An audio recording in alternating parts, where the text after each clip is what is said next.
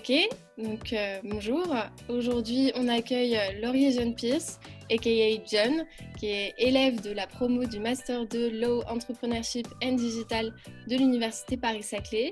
Je vais te laisser nous expliquer ton parcours universitaire qui est très atypique. Bonjour Alice, déjà merci de me recevoir. Par rapport à mon parcours universitaire, comme tu l'as dit, c'est un peu atypique au sens où j'ai commencé en dehors de l'université.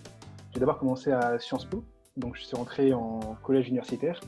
Les 2 premières années, j'ai eu des matières assez transversales, donc je suis ensuite parti en 3e année au Canada, à l'Université du Québec à Montréal. C'est une des seules facultés qui me permettait de faire du droit au niveau undergraduate. Donc là-bas, j'ai fait de la propriété intellectuelle, du droit social, du droit économique. Ensuite, je suis revenu à Sciences Po pour le master à l'école de droit. J'ai fait une année de césure par la suite, d'abord en cabinet d'avocat. Donc j'étais chez Bryan Cave Leslie Paisner. En majorité en corporate M&A, j'ai enchaîné avec 6 mois à la direction juridique d'Hachette Livre, donc au département corporate M&A et compliance. Et ensuite, je suis rentré à Sciences Po pour le master 2 en spécialité entreprise, marché et régulation. Et à côté de ton parcours scolaire, tu as aussi un vrai passif d'entrepreneur vu que tu as monté une association, Graines d'Orateur, qui explose aujourd'hui. Je vais te laisser nous en parler. Et qui s'est transformée d'ailleurs en une société qui s'appelle Crateo. Moi, je te connais bien du Master 2. Tu es quelqu'un qui a une vraie capacité à faire 1000 choses à la fois. Et du coup, ça serait cool que tu nous parles un peu de Graines d'Orateur et de la société Crateo. Pour Graines d'Orateur, c'est un projet associatif qui est né d'amis de mon lycée. Entré à 4 à Sciences Po. Il était plusieurs à faire de laboratoire à Sciences Po. Et donc, 2 d'entre eux se sont rendus compte qu'il y avait un décalage entre ce qu'ils pouvaient apprendre à Sciences Po en matière de prise de parole en public et ce qu'on pouvait apprendre en banlieue, dans 93, vu qu'on est originaire de Bondy, la ville de Kylian Mbappé. Et donc, du coup, il y a eu cette volonté de retransmettre dans nos banlieues, auprès des jeunes de nos villes, ce qu'on avait appris nous-mêmes à Sciences Po. L'association s'est créée en 2015-2016, donc d'abord dans notre lycée. Ça s'est étendu à toute la ville de Bondy, puis les villes avoisinantes. Ça s'est étendu ensuite au 93, puis l'Île-de-France. Et depuis, on a fait un tour de France qu'on essaye et qu'on espère renouveler cette année, si le Covid le permet. Concernant Crateo, au fur et à mesure que l'association grandissait, on avait de plus en plus de personnes qui voulaient du coup être formées. On a commencé à être appelés par des mairies, par des collectivités, mais aussi par des entreprises. Et on s'est rendu compte qu'il y avait un besoin qui existait en matière de prise de parole publique, qui ne se limitait pas aux lycéens, mais également au monde du travail, dans lequel nous-mêmes, dans notre évolution, on commençait à s'intégrer.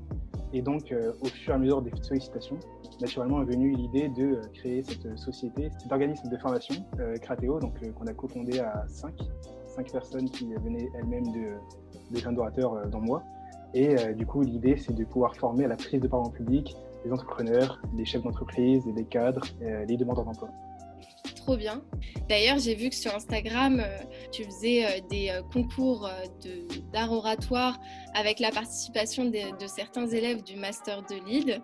C'est génial et je t'en félicite. Est-ce que tu pourrais nous donner 2-3 conseils que tu donnerais en tant que coach à tes élèves? Essayer d'en donner qui soient pertinents.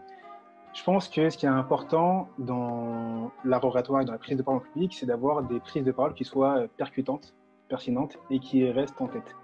Et le meilleur moyen pour cela, c'est de pouvoir les embellir de figures de style. Et donc, si je devais donner 3 conseils, je donnerais 3 structures, 3 figures de style qui marchent assez bien. La première, c'est d'essayer au maximum d'avoir des constructions ternaires. C'est-à-dire de pouvoir construire ses arguments avec 3 grands points. Petit 1, petit 2, petit 3, grand A, grand B, grand C, ainsi de suite. Et en fait, généralement, l'être humain a cette capacité à être davantage captivé et à retenir davantage les constructions qui seront ternaires. C'est pour ça d'ailleurs que tu m'as demandé aussi 3 conseils. La deuxième figure de style que je pourrais mettre en avant, ce serait l'antithèse. L'antithèse, ça permet quelque chose de très fort, ça permet un contraste. Et le contraste, ça crée une opposition qui va du coup davantage attirer l'attention de l'auditoire ou de l'interlocuteur. Donc l'antithèse, c'est quelque chose qui marche assez régulièrement dans une prise de parole pour justement avoir un argument qui va marquer les personnes qui nous écoutent. Et enfin, la troisième, ce serait les questions rhétoriques. Elle a plusieurs avantages. Le premier, c'est qu'elle crée de l'interactivité avec l'auditoire, avec le public. Alors même qu'il ne va pas répondre à la question, on se met dans une position dans laquelle on crée un dialogue avec lui. Et créer un dialogue avec un public, ça crée du coup de l'écoute qui est active et donc on a davantage son attention et on peut plus facilement le convaincre et le persuader. Donc la question rhétorique, elle est intéressante pour ça. Elle est aussi intéressante parce qu'elle va induire que la réponse est une évidence. Et donc une réponse qui est évidente va forcément amener plus facilement à être convaincu ou à être persuadé. Donc la question rhétorique, c'est pour moi une des plus belles armes qui puissent être utilisées lors d'une prise de parole publique pour ces deux éléments. Merci beaucoup pour ces conseils, John. Et tu as aussi intégré le Master 2 Law Entrepreneurship and Digital. Là encore, est-ce que tu pourrais du coup nous expliquer ce qui t'a poussé à intégrer ce Master 2 et nous parler aussi de nos enseignements et de ceux que tu chéris le plus? En fait, arrivé à la fin de mon cursus à Sciences Po, j'avais cette volonté d'approfondir davantage de points. Je suis passionné de corporate M&A et en même temps, avant Crateo, j'avais aussi monté une autre structure, une autre startup. Et donc, j'avais à la fois ce goût pour l'entrepreneuriat, pour le digital qui existait également dans un coin de ma tête, et pour le droit. Le droit des sociétés, le corporate M&A. Et donc, j'hésitais entre faire un master spécialisé dans une école de commerce ou faire un master dans une université classique. Donc, à la fois, il y avait le côté transversal qui m'attirait dans le master spécialisé et à la fois la rigueur académique qu'offrait la faculté dans le master classique de la fac. Et c'est lorsque je cherchais une nouvelle formation que je suis tombé sur le master de Law Entrepreneurship and Digital de Paris-Saclay. Et donc, lorsque j'ai regardé la maquette pédagogique, je suis littéralement tombé amoureux. Donc, c'est comme si c'était moi qui l'avais écrit en quelque sorte. Et du coup, le choix s'est fait assez naturellement pour du coup opter pour le Master 2 Law Entrepreneurship and Digital. C'est trop cool. Je sais que cette année, tu t'es lancé du coup avec Gabriel, un autre élève du Master 2, dans le montage d'une boîte d'une Legal Tech qui s'appelle Legal Need. Et donc, du coup, j'ai un petit jeu à te proposer. Dans nos enseignements, notamment en introduction en entrepreneuriat, on a eu à faire des pitchs de 5 minutes pour présenter justement une boîte, une idée, un projet innovant. Et donc l'idée et ta mission, si tu l'acceptes, c'est de nous faire un pitch de 3 minutes pour nous présenter Legal Need. Ok, je vais essayer de faire du mieux que je peux, mais mission acceptée. Aujourd'hui, je suis très fier de te présenter Legal Need, la plateforme qui ambitionne de rendre le secrétariat juridique accessible à tous. En tant que fils d'avocat, ayant lui-même fait des études juridiques, puis des stages en cabinet d'avocat et en direction juridique, le droit n'a jamais pour moi été un véritable problème. Mais à l'occasion d'un stage que j'ai pu effectuer en PME, je me suis rendu compte que pour mon maître de stage, c'était totalement différent. Entre les procès-verbaux d'assemblée générale, les convocations à l'assemblée générale, les déclarations préalables à l'embauche et tant d'autres, il y avait un véritable souci juridique. Et parallèlement, alors qu'on ne se connaissait pas encore, Gabriel expérimentait la même chose avec sa mère qui est entrepreneuse. Donc on s'est rendu compte qu'il y avait un véritable problème juridique pour le chef d'entreprise. Un problème qui était à la fois ponctuel, à la fois complexe et qui pouvait être coûteux, car s'il n'était pas ou mal géré, il avait un vrai risque pour l'entreprise. Et donc, on s'est rendu compte qu'il y avait différents enjeux qui découlaient de ce problème. Un enjeu de qualité, un enjeu d'accessibilité, mais également un enjeu de prévisibilité. Et on parle d'un marché qui est en réalité énorme, qui représente 32 milliards d'euros des chiffres d'affaires qui sont générés par les services juridiques, plus de 141 000 experts juridiques et autant de PME qui existent. Et donc, on s'est rendu compte que pour répondre à des problèmes de secrétariat juridique, il n'y avait pas encore de réelles solutions. Il y avait des solutions pour justement avoir des documents automatisés qu'offraient les Legal Tech, qui soient du coup plutôt accessibles et low cost. Il y avait le conseil juridique des avocats, qui permet un service de qualité, mais qui est plus coûteux. Mais entre eux deux, pour le secrétariat juridique, il n'y a pas encore de solution que nous avons identifiée.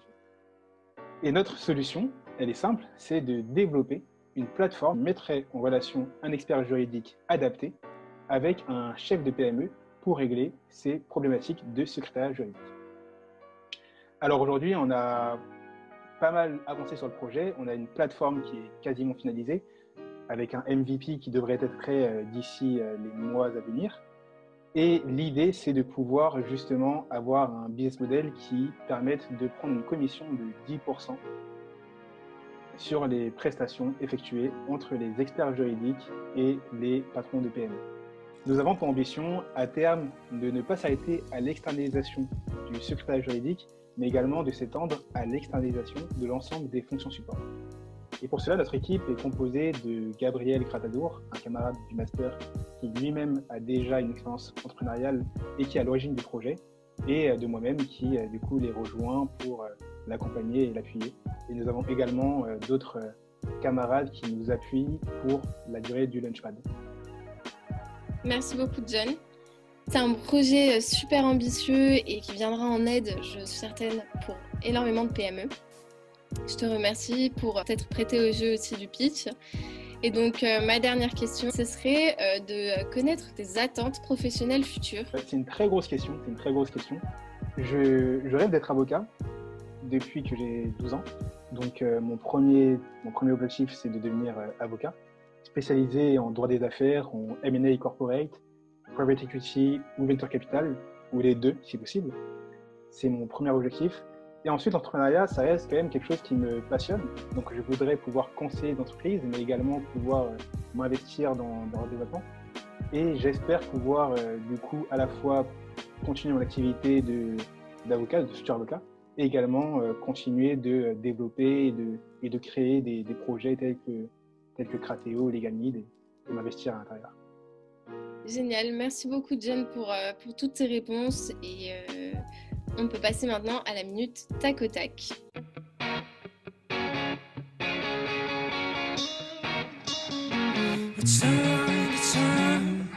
Première question basique.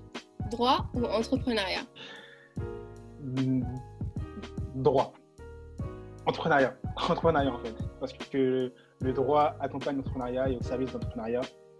Et l'inverse, c'est parfois moins vrai. Donc, je dirais entrepreneuriat. Ketchup ou mayo? Alors moi, totalement mayo. Je mange environ 500 grammes de mayonnaise par semaine, donc totalement mayo. Venture capital ou business angel? Venture capital, je dirais. Parce qu'il y a plus d'argent. Je peux pas dire ça. C'est la vraie réponse que je dois dire. Tu peux. On sent que ça venait du cœur. Je sais pas quoi répondre qui soit à la fois correct mais honnête. Prochaine question. Très profonde, hein. Attention, tu n'as pas le droit à l'erreur. Harry Potter ou Seigneur des Anneaux? Totalement Harry Potter et la maison Serpentard pour moi. Innovation ou invention? Je dirais innovation. Innovation parce que ça recoupe quelque chose de plus large. Tout le monde ne veut pas être inventeur, mais tout le monde peut innover dans son domaine. Sciences Po ou Paris-Saclay? Toujours pas le droit à un joker. Du coup, je répondrais Sciences Po parce que sans Sciences Po, il n'y aurait pas eu Paris-Saclay. Mais je répondrais aussi Paris-Saclay parce que ça a pu compléter ce que j'ai pu apprendre à Sciences Po. Donc, Sciences Po et Paris-Saclay. Très bonne réponse. Foot ou art oratoire? Art oratoire.